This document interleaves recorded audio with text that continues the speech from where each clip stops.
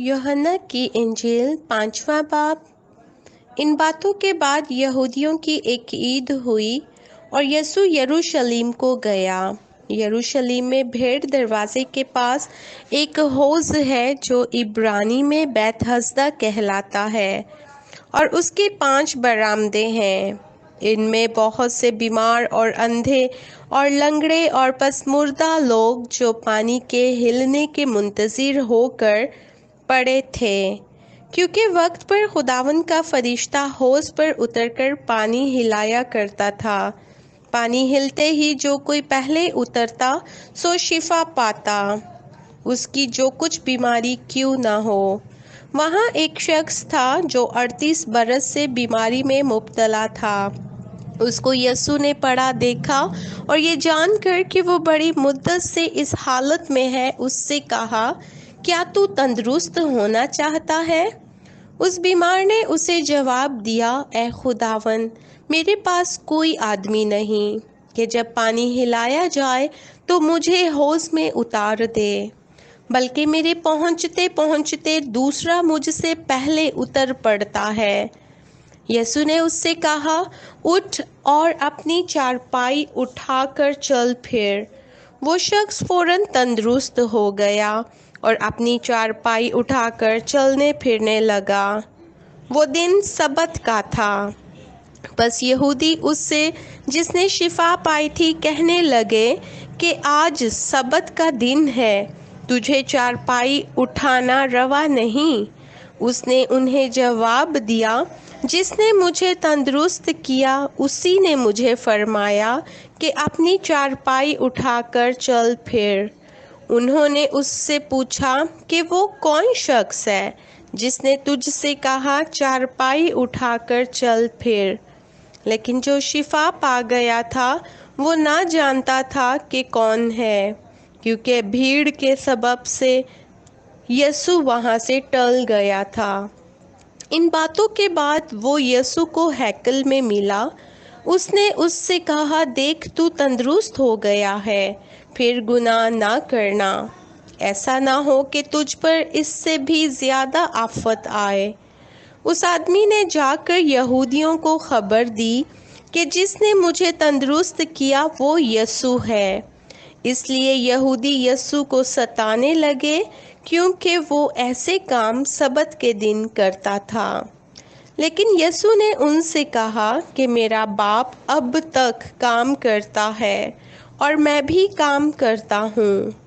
इस सबब से यहूदी और भी ज़्यादा उसे कत्ल करने की कोशिश करने लगे कि वो ना फ़कत सबत का हुक्म तोड़ता, बल्कि खुदा को ख़ास अपना बाप कहकर अपने आप को खुदा के बराबर बनाता था।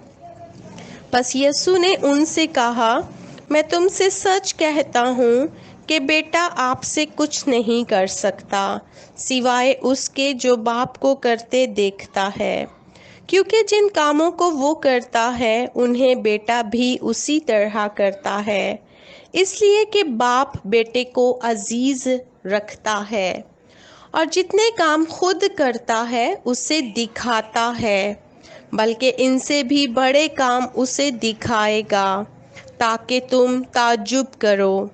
क्योंकि जिस तरह बाप मुर्दों को उठाता और जिंदा करता है, उसी तरह बेटा भी जिन्हें चाहता है जिंदा करता है। क्योंकि बाप किसी की अदालत भी नहीं करता, बल्कि उसने अदालत का सारा काम बेटे के सपुर्द किया है, ताकि सब लोग बेटे की इज्जत करें जिस तरह बाप की इज्जत करते हैं। जो बेटे की इज्जत नहीं करता वो बाप की जिसने उसे भेजा इज्जत नहीं करता। मैं तुमसे सच कहता हूँ कि जो मेरा कलाम सुनता और मेरे भेजने वाले का यकीन करता है, हमेशा की ज़िंदगी उसकी है और उस पर सज़ा का हुक्म नहीं होता, बल्कि वो मौत से निकलकर ज़िंदगी में दाखिल हो गया है। मैं तुमसे सच कहता हूँ कि वो वक्त आता है, बल्कि अभी है, कि मुर्दे खुदा के बेटे की आवाज़ सुनेंगे और जो सुनेंगे वो जिएंगे। کیونکہ جس طرح باپ اپنے آپ میں زندگی رکھتا ہے اسی طرح اس نے بیٹے کو بھی یہ اختیار بخشا کہ آپ اپنے آپ میں زندگی رکھے، بلکہ اسے عدالت کرنے کا بھی اختیار بخشا، اس لیے کہ وہ آدم زاد ہے۔ اس سے تعجب نہ کرو، کیونکہ وہ وقت آتا ہے کہ جتنے قبروں میں ہیں اس کی آواز سن کر نکلیں گے، جنہوں نے نیکی کی ہے زندگی کی قیامت کے واسطے، اور جنہوں نے بدی کی ہے سزا کی قیامت کے واسطے۔ میں اپنے آپ سے کچھ نہیں کر سکتا، جیسا سنتا ہوں عدالت کرتا ہوں، اور میری عدالت راست ہے، کیونکہ میں اپنی مرضی نہیں بلکہ اپنے بھیجنے والے کی مرضی چاہتا ہوں۔ اگر میں خود اپنی گواہی دوں تو میری گواہی سچی نہیں، ایک اور ہے جو میری گواہی دیتا ہے، اور میں جانتا ہوں کہ میری گواہی جو وہ دیتا ہے سچی ہے۔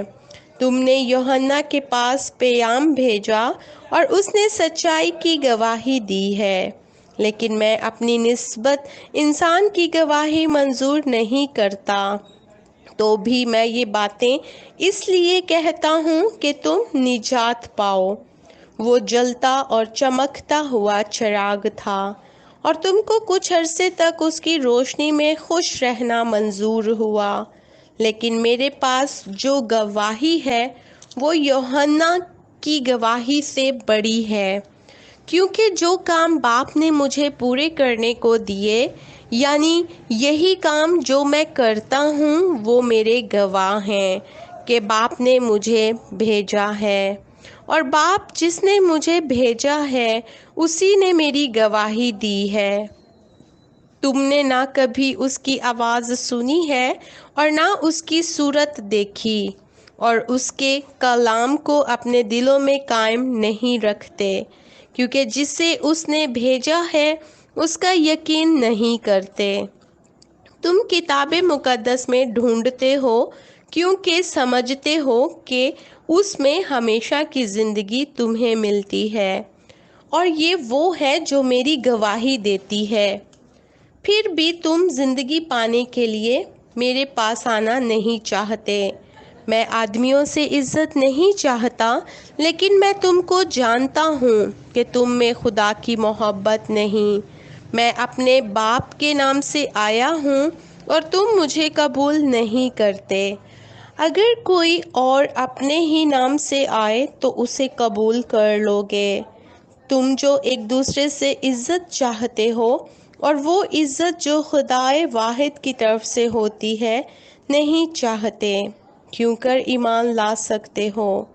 یہ نہ سمجھو کہ میں باپ سے تمہاری شکایت کروں گا، تمہاری شکایت کرنے والا تو ہے، یعنی موسیٰ، جس پر تم نے امید لگا رکھی ہے، کیونکہ اگر تم موسیٰ کا یقین کرتے تو میرا بھی یقین کرتے، اس لیے کہ اس نے میرے حق میں لکھا ہے۔